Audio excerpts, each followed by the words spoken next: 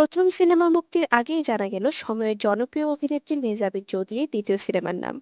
দ্বিতীয় সিনেমা হলেও আলোচিত নির্মাতা শঙ্খ দাশগুপ্তের পরিচালনায় প্রিয় মালতী সিনেমার মধ্য দিয়ে বিনোদনের সবচেয়ে বড় মাধ্যমে যাত্রা শুরু করতে যাচ্ছেন মেহজাবিন চৌধুরী। এর আগে গত ফেব্রুয়ারিতে ক্যারিয়ারের 14 বছর পূর্তি উপলক্ষে মেহজাবিন অভিনীত প্রথম সিনেমা মাকসুদ হোসেন পরিচালিত সাবা সিনেমার ঘোষণা এসেছিল। চলচ্চিত্র অভিনেত্রী হিসেবে সাবা সিনেমার শুটিং আগে করলেও প্রিয়মালতে মুক্তি পাচ্ছে আগে। এই সিনেমাটি যৌথভাবে প্রযোজনা করেছে চরকি ও ফ্রেম পার সেকেন্ড।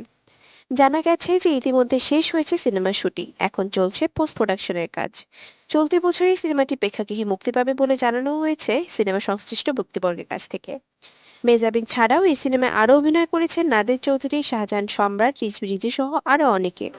গত বছরের সেপ্টেম্বর অক্টোবর মাসের শেষ দিকে সম্পন্ন হয়েছে এই সিনেমার শুটিং। ঢাকা, বরিশাল সহ দেশের বিভিন্ন স্থানে ধারণ করা হয়েছে সিনেমার দৃশ্য। গতকাল রিলিজ দেওয়া টিজার ভালো কিছু ইঙ্গিত দিয়েছে বেশ জোরালোভাবেই।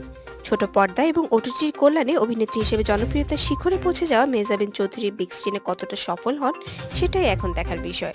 তবে এই সময়ে এসে টেলিভিশন ইন্ডাস্ট্রির সবচেয়ে জনপ্রিয় অভিনেত্রী যে তার বড় পর্দায় ডেবিউর ক্ষেত্রে কোনো ভুল সিদ্ধান্ত নেবেন না সেটা সহজেই অনুমেয়।